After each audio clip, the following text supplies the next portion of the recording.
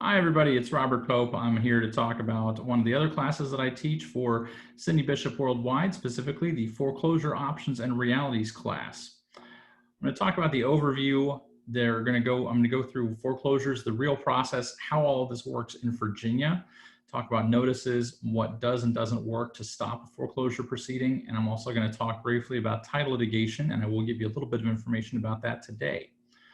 Under bankruptcy, I'm also going to explain what somebody would accomplish. I'll talk about both of the main types of bankruptcy that individuals might file, talk about how it affects foreclosures and short sales, and then in the event that the foreclosure goes through despite everyone's best efforts, I'll also explain the process for the former homeowner now in terms of what happens after the auction occurs. So all these things together is going to give you a chance to see how foreclosures actually work in Virginia, as opposed to what you might hear just in reading random articles online. And also you'll learn about how bankruptcy really works.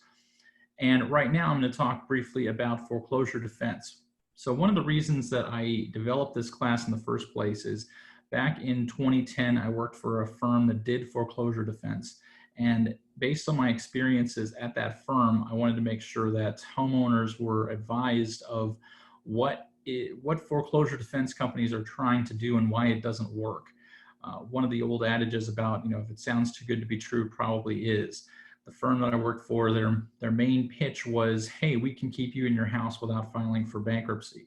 And of course, everybody's indoctrinated from a very young age that bankruptcy is the worst possible thing that you can do. Well, in terms of title litigation, I'll go into the details about how title litigation is trying to work and why it doesn't. But the gist of it is it's rooted in the mortgage-backed security system and how notes are transferred from investor to investor, while your deed of trust, which has the information about foreclosures, that usually does not change the entire time that you have your mortgage.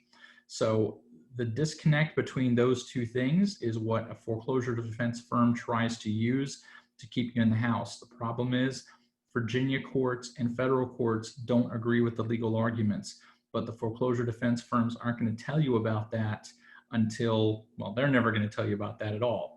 But they're certainly not going to give you any impression that that's the case until they've already received lots of fees from you.